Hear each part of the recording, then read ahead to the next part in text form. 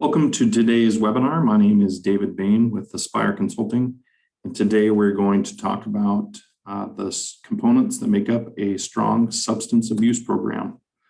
So the first question is, why should we have a substance abuse program? What good does it do us?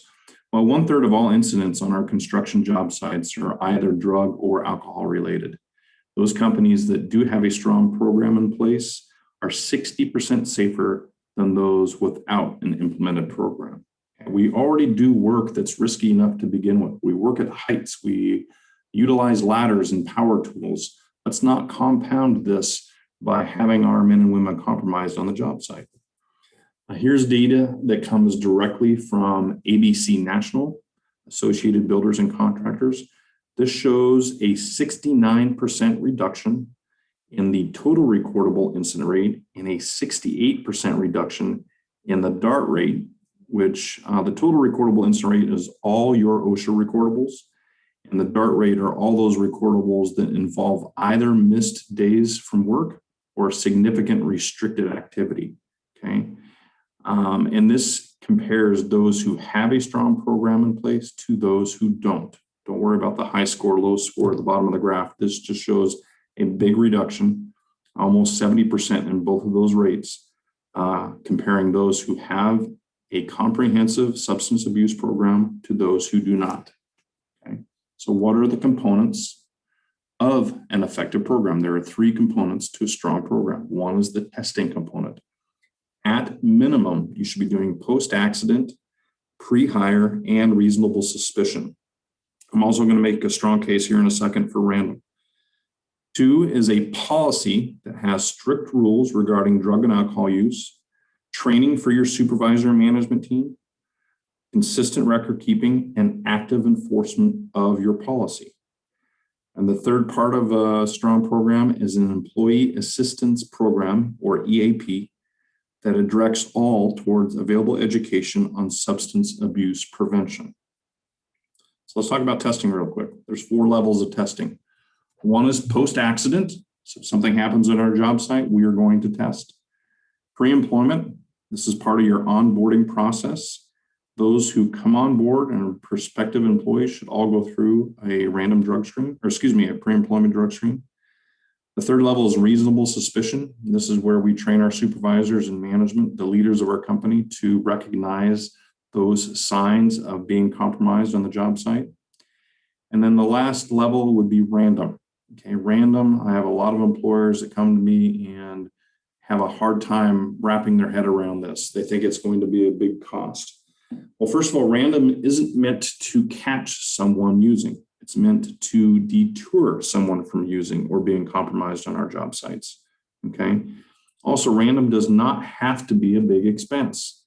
Let's assume for a second that you're a small to medium-sized contractor, subcontractor, and you start a random program on January 1st. Well, let's test once a week for the first month. That's 4 tests. Let's test once a month for the remaining of that quarter. That's 2 more tests. And let's test once a quarter for the remaining of that year. That's only 3 more tests, a total of 9 tests. Okay, and then your name goes back into the hat. So everybody is tested, not just our field employees, our office staff, our management, our ownership. Everybody is tested. Okay. And random does mean random. And once your name is drawn, it goes back into the pool and can be drawn again consecutively. Okay, so random does not have to be a big cost, but it is a powerful tool in deterring someone from using drug or alcohol or being compromised while they're on our job sites. Okay. The second component I want to talk about is your policy. This is your very clear thou shalt not in your employee manual. And if you step back and look at this, it is not complicated. What is your ultimate goal here? Again, your ultimate goal is to prevent our workers from being compromised on our job sites. Okay? Legally, you can do whatever you want. I know of larger contractors in downtown Seattle that prohibit energy drinks on their job sites. They don't want them being compromised due to high levels of sugar and caffeine. So legally, you can do whatever you want. I have a lot of questions that come up with marijuana now that it is legal in the state of Washington. You can have a 0 tolerance for marijuana.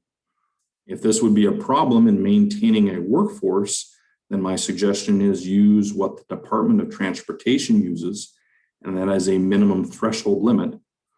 They use 0.05 nanograms per milliliter of THC in your system, and this is analogous to the 0.08 blood alcohol level.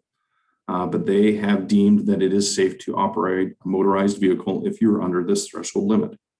But again, legally, you can do whatever you want. You want to have those clear definitions in your policy. You also want to define what are legal, i.e. prescription substances, illegal substances, legal, illegal, and prescription substances, as well as alcohol in your policy. And I have resources available to you if you'd like, reach out to me and I can provide these for you. Definitions, again, from the Departments of Transportation. You just copy and paste those into your policy. You can also do a quick Google search and find these definitions for yourself. But you want to have that in your policy, clear definitions, what a legal, illegal, prescription substance, as well as alcohol. Supervisor training. This is just training the leadership within your company to recognize those signs of being compromised. Okay, fairly simple. There's all kinds of resources on the web for this. I also have some resources at the end of this presentation to provide you. You also want to have consistent documentation and consistent enforcement of your policy. Now, we've already determined that your policy should be clear in the sense in crystal as far as an infraction, but make sure that you write into your policy loose language on how you, the employer, will react to an infraction of that policy. And by that, I mean you want to treat circumstances differently as an employer. Okay, if you have someone who is a valued employee that volunteers information to you that he or she feels they're becoming addicted to their pain medications, you don't want to be pigeonholed into automatically having to kick that person to the curb, i.e. terminate their employment. Okay, so you want to be able to react as you see fit to each infraction of that policy. So that language in your policy should read something along the lines of, we reserve the right to blah, blah, blah, up to and including termination. Okay, so the policy is clear. The reaction to an infraction of that policy is loosely written so you can do what you feel is correct as the employer. Okay, the employee assistance plan. Okay, this is something that has been a hot topic for the last couple of years in construction, the mental stability and the mental health of our workers. And the employee assistance plan is a tool that we use to help mitigate and assist our workers in mental health.